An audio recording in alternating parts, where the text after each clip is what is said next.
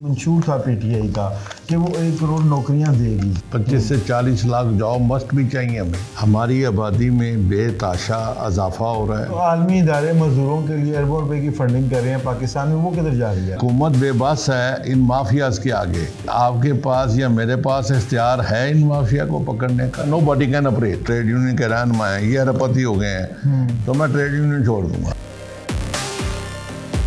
अस्सलाम वालेकुम नाज़रीन, मैं हूं शहजाद अहमद। आज हम बात करेंगे महंगाई की। पाकिस्तान में मज़दूर, गरीब और मेहनतकश तबका इस वक्त जिन मसाइल से दो चार है, इस पर बात नहीं हो रही। पाकिस्तान में महंगाई तारीख की बुलंद तरीन सतह पर है और अगर सरकारी आदाद शुमार को देखें तो कहा जा रहा है कि 17% महंगाई हो चुकी है। तो इन हालात में जब एक मुतवसत तबका उसके लिए ज़िंदगी की गाड़ी चलाना इंतहाई मुश्किल हो गया है, तो मज़दूरों के, गरीबों के, मेहनतकशों के क्या हालात हैं, इस पर हम आज बात करेंगे। मेरे साथ मौजूद हैं पाकिस्तान वर्कर्स फेडरेशन पाकिस्तान के सदर चौधरी नसीम इकबाल साहब। इनसे हम जानते हैं कि वो मज़दूरों को जो दरपेश मसाइल हैं उनके हल के लिए क्या इक़दाम कर रहे हैं। अस्सलाम वालेकुम चौधरी साहब, कैसे हैं? जी अल्लाह के करम। चौधरी साहब, क्या इक़दाम किए जा रहे हैं मज़दूरों की हालत को बेहतर करने के लिए? हमारी आबादी में बेताशा इजाफा हो रहा है। आबादी में जब बेताशा इजाफा होता है, ज़ाहिर है उनकी खुराक की ज़रूरियात, उनकी रोज़मर्रा की ज़रूरियात वो भी उसके साथ होती हैं।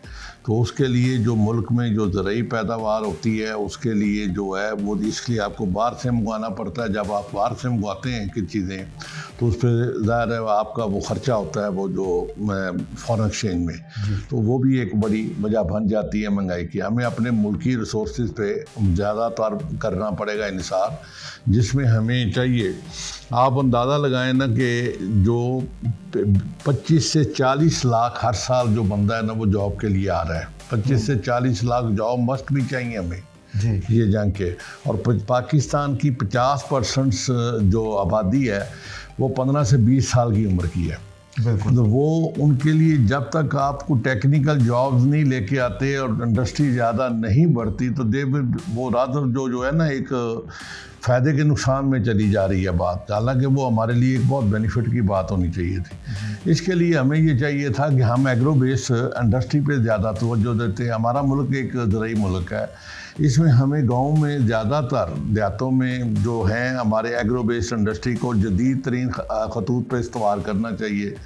जिसके लिए हमें चाहिए कि हमें जो एक ज़माने में कोऑपरेटिव सिस्टम होता था, कोऑपरेटिव सिस्टम के तहत हमें गवर्नमेंट को चाहिए कि वो उसमें जो है ज़्यादा से ज़्यादा लेटेस्ट मशीनरी दे उधर, और लोग उधर से किराए, छोटा ज़मींदार जो है वो किराए पे लेके जाके उसको कर सकता है सारा जो है। अच्छा चौधरी साहब, ये तो बात आपकी दुरुस्त है, लेकिन आप ये देखें कि हुकूमत दावा करती है कि पाकिस्तान में फसलें रिकॉर्ड पैदा हो रही हैं, ठीक है, और दूसरा जो कहा जा रहा है हुकूमत की जानिब से, हुकूमत का ये मंशूर था पीटीआई का कि वो 1 करोड़ नौकरियां देगी।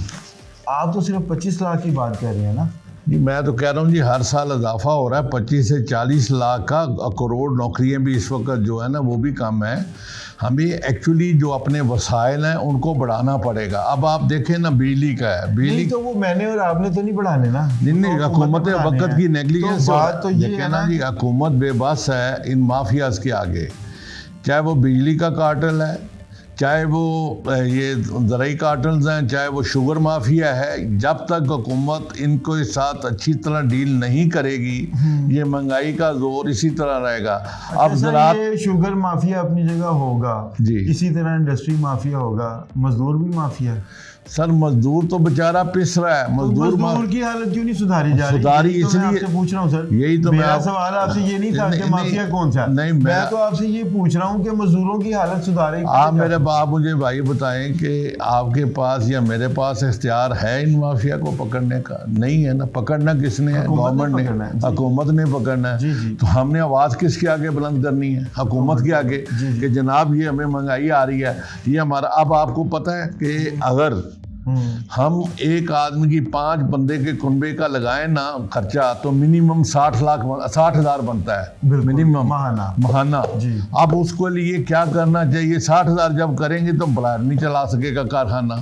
तो उसके लिए क्या है कि गवर्नमेंट का जो सोशल सेफ्टी नेट का जो है ना सेटअप, उसको बड़ा मजबूत होना चाहिए।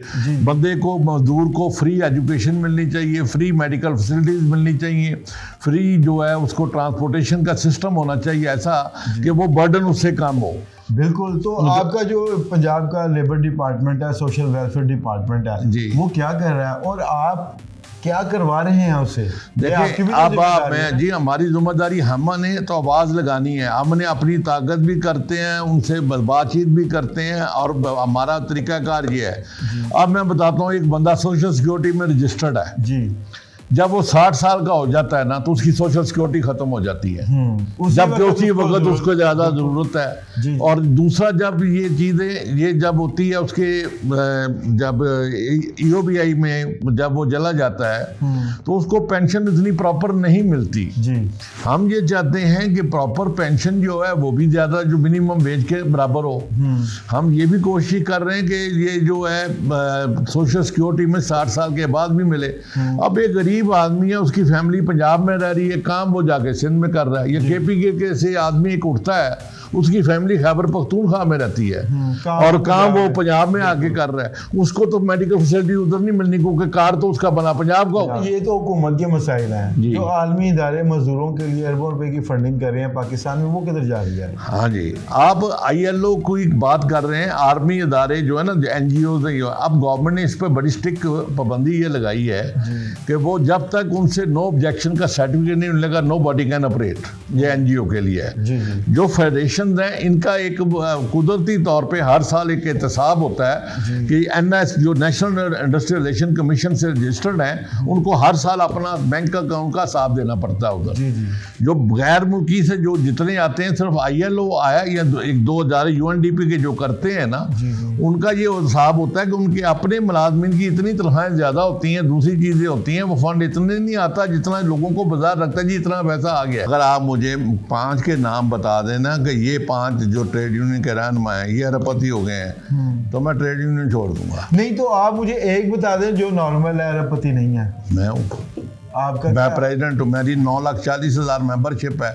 NIRC में 14 लाख टोटल रजिस्टर्ड मेंबरान हैं। मेरे 9,40,000 मेंबर हैं। मेरी 473 यूनियन जो मेरे साथ एफिलेटेड। मैं चैलेंज करता हूँ को मुझे करोड़पति को साबित कर दे। अच्छा, आप तो अरबों की बात करना, मैं कहता हूँ मैं ये करोड़पति, एक सफेद पोश आदमी हूँ जी। अब मैं अब जाता हूँ, जब जाके सेक्रेटरी से मिलता हूँ, दूसरा जाता हूँ, ये मुझे हक नहीं है कि मजदूर का, लीडर का यही हक आप समझते हैं कि जी वो उसके बालों में मिट्टी पड़ी हो और वो साइकिल पे फटे कपड़े पहने हो चले जाएं। आपको पता है 1944 में, अब आपको मैं बताता हूँ हालात क्या है। 44 में मेरे वालिद ने लेबर लीग बनाई, ठीक है जी। कायद-ए-आज़म मोहम्मद अली जिन्ना का लेटर है मेरे पास, वो जो मेरे लिए एहसास है कि जी ये it will serve the cause of Pakistan.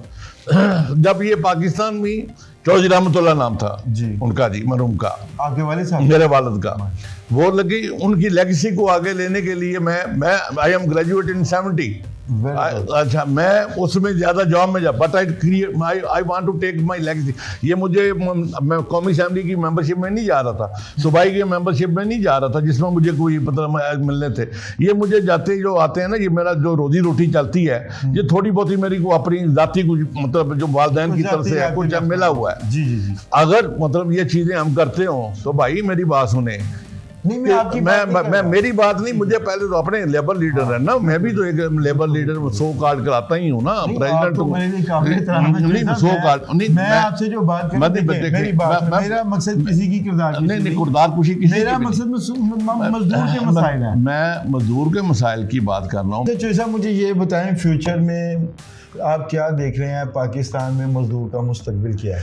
Pakistan में मजदूर का मुस्तकबिल मैं इसलिए कहता हूँ आपको, अगर तो इन्होंने गवर्नेंस को ठीक किया तो बड़ा बेहतर होगा।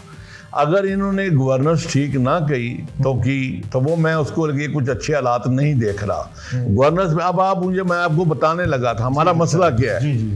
इस असेंबली में हमारा कोई नुमाइंदा नहीं होता, इस सेनेट में हमारा कोई नुमाइंदा नहीं होता, क्योंकि इलेक्शन इतना महंगा मतलब कर दिया गया, वो कोई मजदूर आदमी अफोर्ड ही नहीं कर सकता। और मजदूर बेचारे इतने पढ़े लिखे नहीं, हालांकि हमारी 7 करोड़ जो है ना मजदूर हैं, वो अपने मजदूर नुमाइंदे को इलेक्ट ही नहीं करते। अगर मजदूर नुमाइंदे को अगर ये 7 करोड़ कर दें तो ये तो हुकूमती मजदूरों की आ जाए इधर, बिल्कुल। अगर ये जो चीज़ हो। और ये अहमियत जब तक हम ये इनमें जब तक ये ज़हन में नहीं लेके आएंगे कि ये वोट आपके जो ताकत है, इस ताकत को बेहतर तरीके से इस्तेमाल करें। बहुत शुक्रिया, बिल्कुल ठीक कहा। चौधरी नसीम साहब का कहना है कि मज़दूरों को अपने जो लीडर्स हैं उनको असम्बलियों तक पहुंचाना होगा। अगर पाकिस्तान में 7 करोड़ मज़दूर हैं तो क्या उनके नुमाइंदगान को ये तौफीक नहीं हो रही कि वो असम्बलियों में बैठें और ताकि मज़दूरों के मसाइल को हल करें?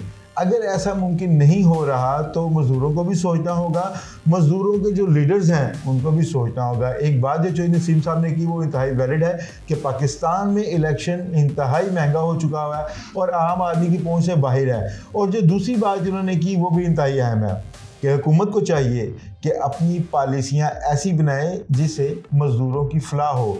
मज़दूर कुछ पॉलिसियाँ अगर जारी रहीं तो पाकिस्तान में जैसे आज मज़दूर गैर महफूज है मुआशी तौर पर, इसी तरह पाकिस्तान में मज़दूरों का मुस्तकबिल भी गैर महफूज ही हो रहा नज़र आता है। तो इसके साथ ही अपने मेज़बान शहजाद अहमद को इजाज़त दीजिए। अगले प्रोग्राम में इंशाल्लाह फिर मुलाकात होगी। अल्लाह हाफ़िज़।